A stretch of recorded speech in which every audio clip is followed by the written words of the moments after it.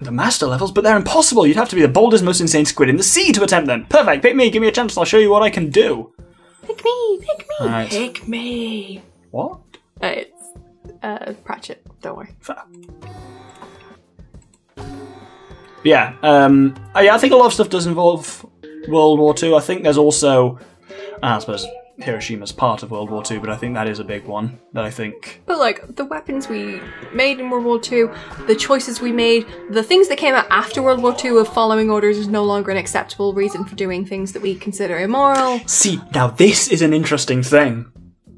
And it's not an easy topic to discuss.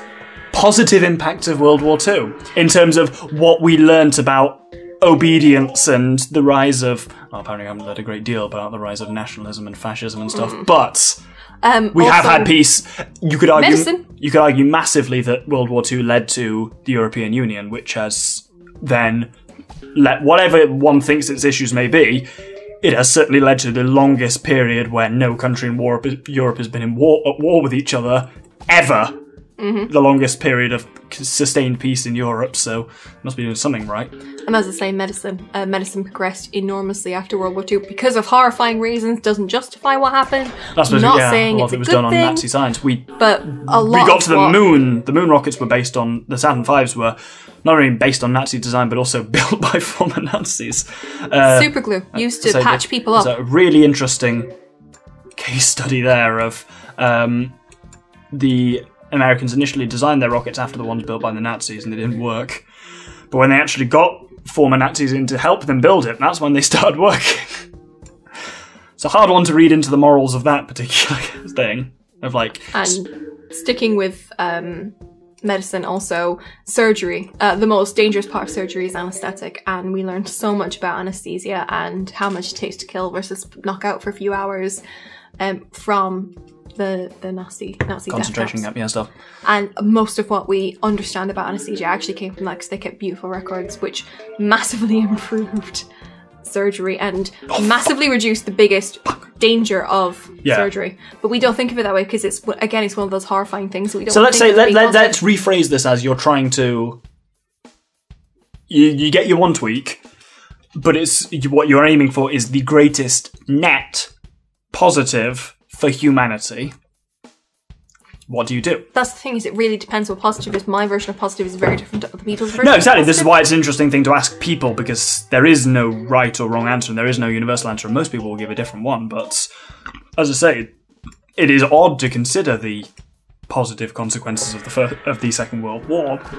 But there's arguments, again, equally with the First World War, that exposure to that has prevented future war, because the First World War especially stopped, to a fair extent, the war is glorious mindset of the dulce et decorum est, it's a glorious thing to die for one's country. That mindset was massively challenged and largely got rid of after World War I, because World War One was the last one where you had people lying about their age to sign up and stuff like that. They did it in two as well. They certainly didn't do it in, say, Vietnam and stuff like that. It was certainly done by the end of the World Wars. Yeah. I suppose the Second World War was more kind of ideological of we have to stop this evil, whereas World War One was definitely still... War is great, yeah.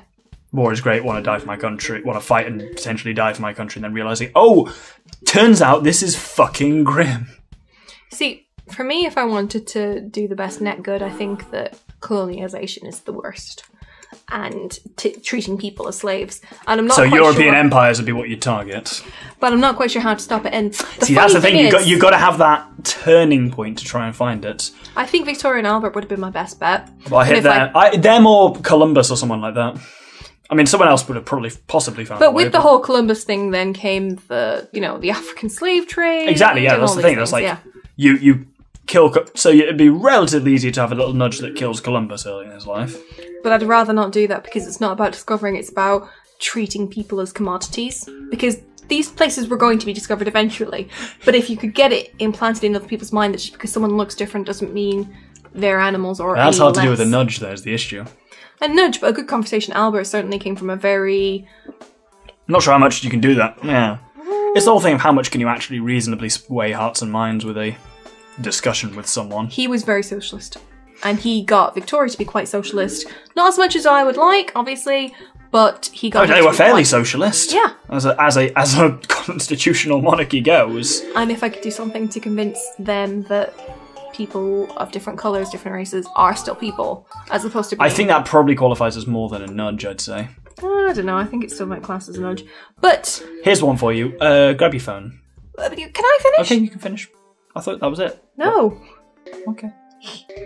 I thought your thing was I would nudge Albert, But the problem with nudging Albert, if I was successful and I did stop colonization, would that mean England was colonization? Would that mean England would be a much weaker power? Almost so that certainly, when Hitler was taking over, if World War I went the way it did and World War II happened, would that mean that then oppressive nationalism was successful? Have you seen Man in the High Castle? No, I haven't. It's actually good.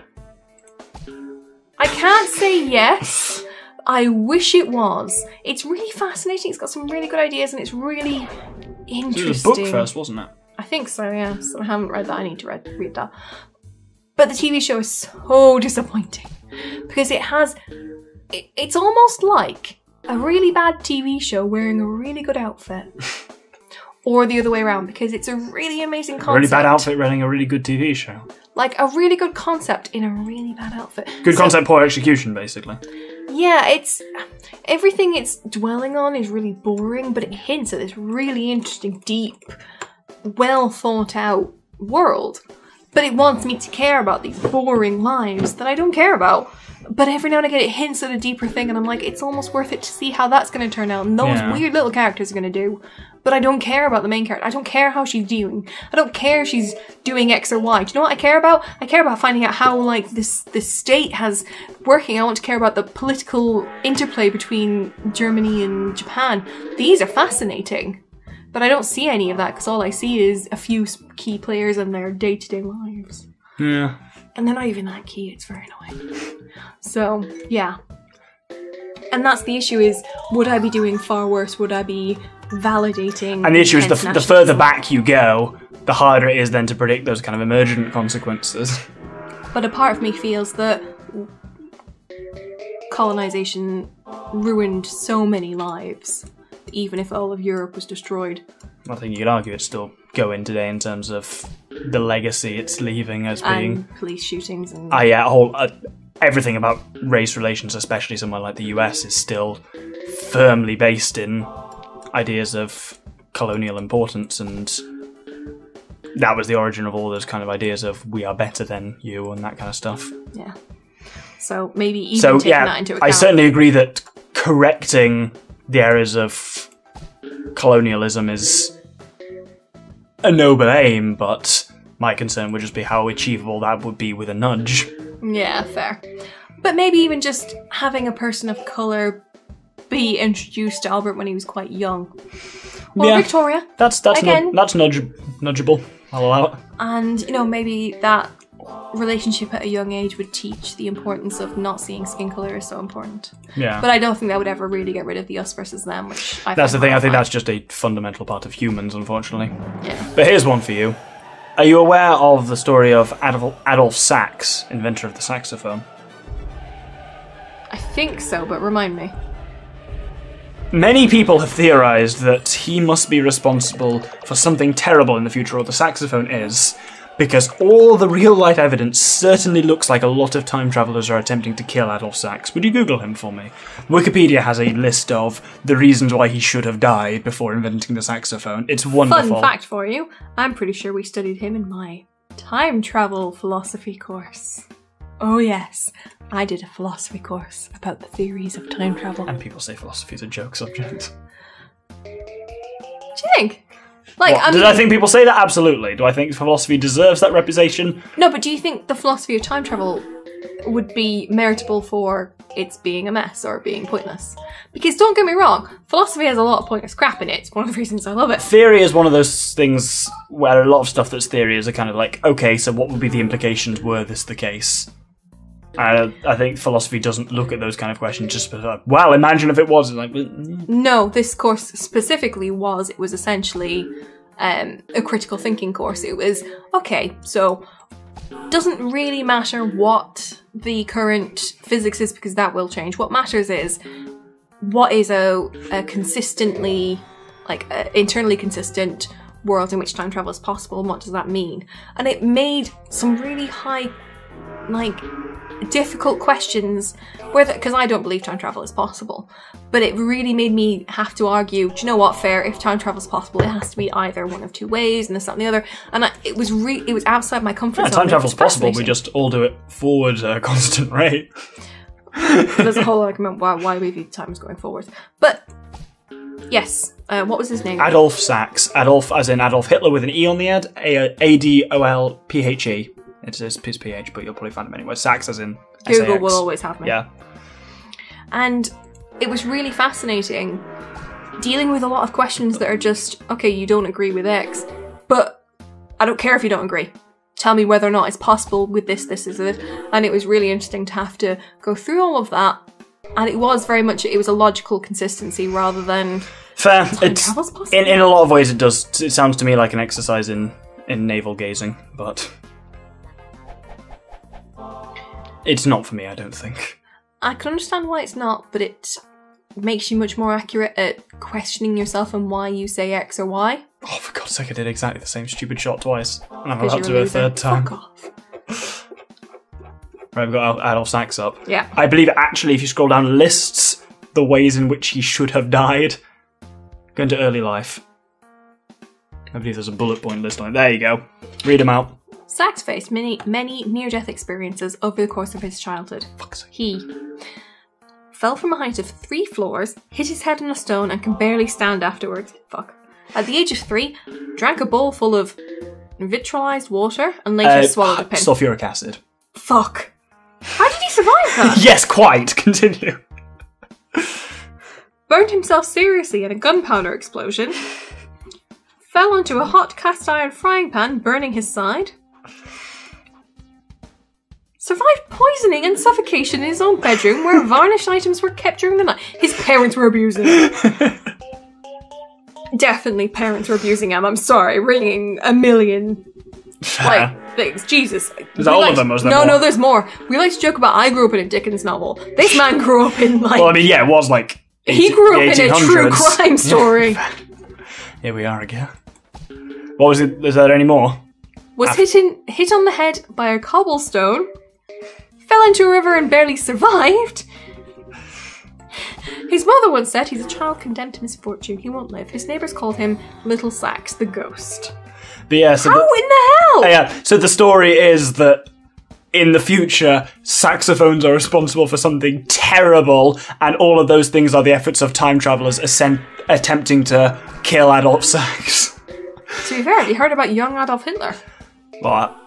So young Adolf Hitler, a bunch of his siblings died before he did. His dad was abusive, shock horror, and his mum was just a small, cowed, poor little woman. And she just wanted him to live. So she tried to look after him as best as possible. Yeah, the dad was always like, he's too weak, he's ill, he's gonna die. He was perfectly healthy. And his mum was like, no, he's the master race. Well, I think that's where it came from. I was going to say, yeah. That's you're too unwell to live. Yeah. Which was internalized, became, what's the master race, not what I am. Because, because he wasn't Aryan, yeah. Yeah. That makes a lot of sense, actually. Kind of, yeah. So it's one of those horrifying ones of you never know what messing with people when they're young can turn them into. But which is why I like my true crime.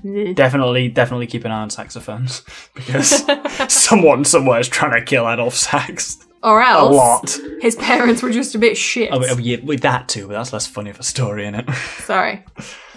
Yeah, that's what everyone always forgets, is that the saxophone was just named after Mr. Sax. Yeah, fair. A phone just means sound, and it's just like, yeah, a lot of early wind instruments were just named after whoever invented them. This is unbelievably 90s. What? Music or the background? The background. Like, I know you haven't seen Batman and Robin yet. Is that one the shit one, or is it Batman Forever? Which one's the one with the Governator in it? With Arnold Schwarzenegger as Mr. Freeze? Batman and Robin. I've seen bits of it then.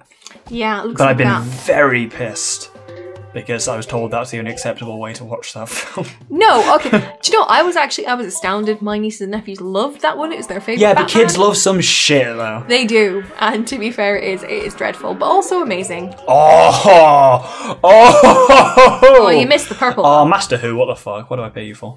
I'm not gonna quite get a fucking level up, not level up, but like Extra ball. Yeah. No ball. extra for ball. you. You could definitely not got an extra ball with a voice like that. Extra ball. Oh, that brought the microphone up to 2 levels of nastiness. Really? That brought it up to 6. And it's kind of, I think it needed me joining. That's the thing. You've got too narrow of a frequency range to get it to max. You need multiple frequency ranges. That's why, like, Okay, go on. I can shout loudly, but I'm not going to max the mic out. Really, let's in both phantom. ways. No, because it's my watch has run out of batteries. It's 11:10 at night, so I'm not going to scream as loud as possible. Actually, It's not screaming. It's singing Phantom. still very loud. To say Ew. that the wall behind us borders directly onto my neighbour's bedroom. Bearing in mind they chew tobacco and have a glorious habit of going at all hours. All hours. Then we'll be better than them. Speak for yourself. I've got a decent chance here if I'm not stupid. Shut up. Oh, no, I didn't even have to say I'm anything. so stupid. Ah, Didn't have to say a word. kill me.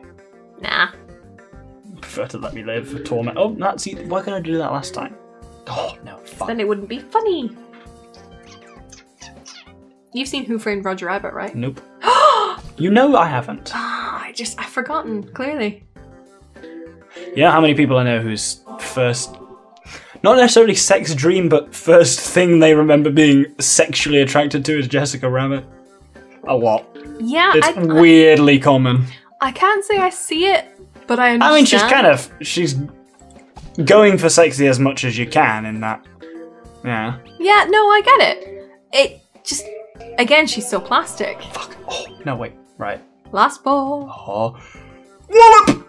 No, timing. Oh. Get fucked, sunshine! I was thinking of the basket. Fair. I did not Nah. think you were going to make I'm that. just going straight for the fucking rebound. Oh, these That are explains a lot. Man, these are hard. What? What? Jesus Christ. The more I think about that, the worse. You're fuck! Jesus! I'm not sure that's Fucking fair. June reference here. This one's called worm sign. Spelled as in the old English worm. That's definitely a June reference. Again, Dune with a D. Fuck off. It's called June. No, it's called Dune. I don't care. What did you say? That was a very good opening shot. Sure. It was. I got like some of them.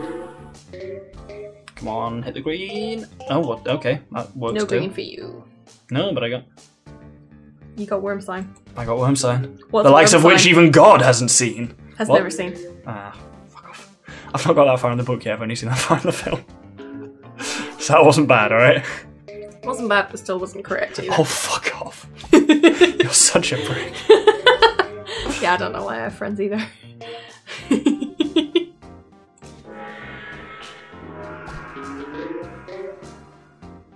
That wasn't bad. This feels very easy. I think it's because the Last one was hard. straw things are quite difficult. Yeah. Are they though? Oh no. Oh no. Ha!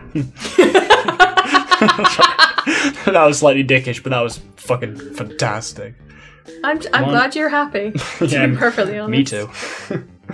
It's oh fuck! Thank you very much. I got a free ball, doesn't matter. Well. Right, I'm gonna have to rely on Master Who for this. Come on, fall into the gas! Bucket. Right. Whoop! Do your thing! The bouquet What presents. the? What are you doing, man? He's drunk in charge. Oh no, he's got it. He's not drunk in charge. Well, fair play, Who. I doubt it, but he did it. The man did it. Yeah. The man delivers. What can I say? Bouquet residence, the lady of the house speaking.